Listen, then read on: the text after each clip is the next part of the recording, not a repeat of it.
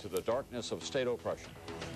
He would turn the conversation to a discussion of sexual matters. We have been dealing all day long with America's most cherished political institutions. These are the kind of charges that are impossible to wash off. This is high-tech lynching. We have been redefining as well the relations between men and women.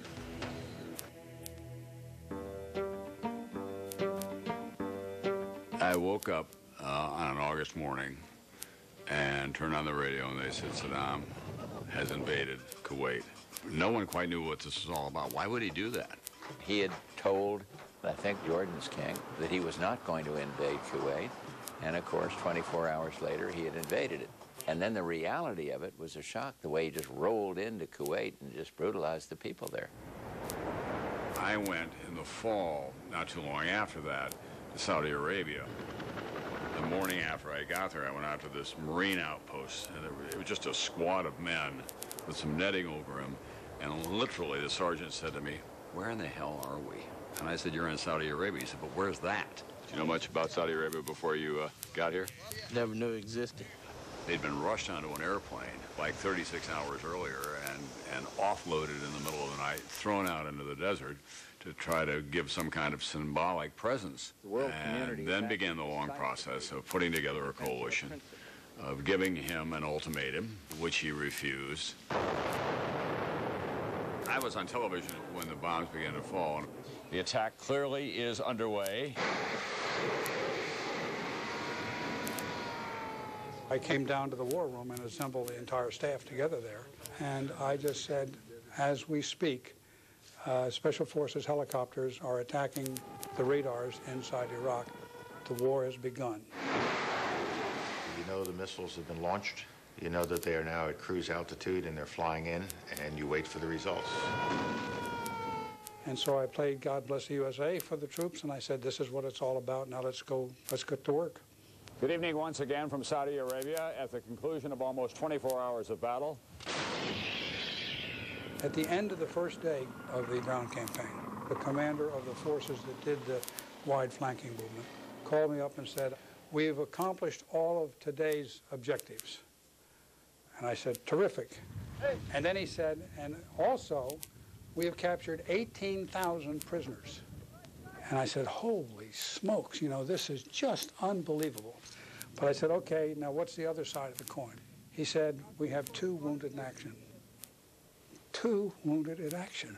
I'll never forget that moment, because then I knew right then and there at the end of day 1 that this was going to be an overwhelming victory. When I was not at my station, so to speak, I was in a helicopter going out to a unit somewhere.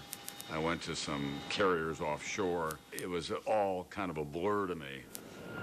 At the very end, when the war was over, I went up to a place called Safwan, where General Schwarzkopf was coming to dictate the terms of the surrender to the Iraqis. I was flying up in a jet for this meeting, and all of a sudden things were not right out the window. And I thought, this has to be what hell looks like. And of course what it was the oil wells that had been blown up by the Iraqis in their retreat. So I really made me very angry. I met him coming off the helicopter, so I said to him, "What are you here to negotiate?" And he looked at me and he said, "I'm not here to negotiate anything. I'm here to tell them what they're going to have to do." That was my mood. And then it was, I'm not going to have any play hanky-panky with these guys whatsoever. So this desolate corner of Iraq now joins a long list of historic sites where the United States has received the enemy and dictated the terms for surrender. Desert Storm, because of the precision and the wonderful way our troops behaved, ended a lot of that divisiveness that came from the Vietnam War. It was a wonderful thing. And to see the Vietnam veterans kind of marching with some of the Desert Storm people, it was just very emotional for me.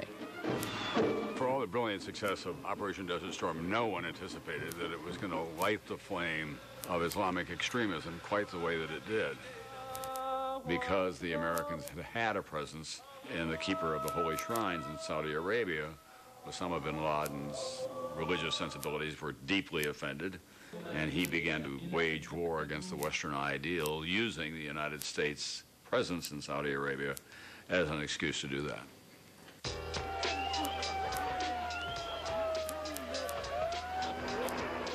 In Los Angeles, criminal charges will be filed against those 3 white police officers involved in the beating of a black man. Looking at the video, you had an assumption that this is maltreatment, this is injustice. We, the jury, in the above. And then when the verdict comes, not guilty of the crime of accessory after the fact. it's like a shock wave. It's unbelievable.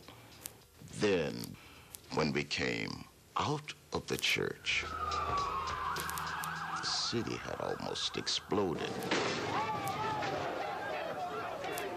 38 dead, 1,400 injured, more than $550 million in property damage. That's not right! It's not right what y'all doing! They stole, just everything I had. If it wasn't gone, it was smashed up. I came from the ghetto, too! Same as all of you did! I said, why me? Why destroy something that I worked years and years to try to accomplish? The truck driver that we saw in those horrifying pictures, Reginald Denny, is in critical condition after brain surgery. Can we all get along? Can we get along? What we're seeing in Los Angeles is a sickening reminder of how we've all failed to deal with racism. As someone who spent a lot of time in those neighborhoods, it is a sad reminder of how little has changed since the Watts riots.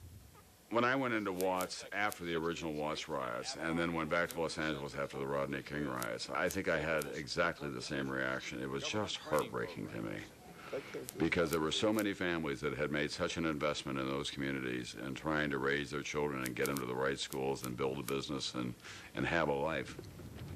And the arc of time between 1965 and the Rodney King riots, not a lot had changed for them. There are just too many people still looking at this color and feel very free to say, you're different. Not enough people have embraced us as human beings. In 1966, I really did think that we were going to resolve racism in America in my lifetime. I no longer feel that way.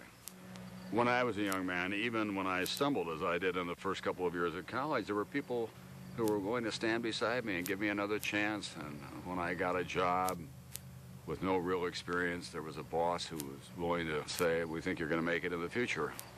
If my skin had been one shade darker, none of that would have happened.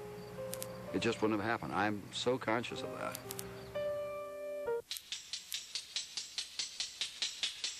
As the Marines were coming ashore, these young people were beginning another daily struggle for survival. I thought I was prepared for Somalia. I was not. The 1992 presidential campaign is underway. This evening will be part debate, A spendthrift Democratic Congress. part game show, part talk show. The real mistake was the read my lips promise in the first place. The new president of the United States. I do need to be reminded that what I'm doing every day is for these folks. Right. Hi, folks. Terrorist bombings are not unusual in some of the most civilized cities in the world. Have we in America kind of gotten off easy in a matter of speaking? We probably have. Parts of the Midwest are now beginning to look like one vast lake as the great floods of 1993 get only worse, not better. It was a moment to savor. The Prime Minister of Israel and the chairman of the PLO speaking of peace. When Chairman Arafat extended his hand to shake your hand, you hesitated, it seemed to most of us. I would not deny. They come by land. They come by sea. They come by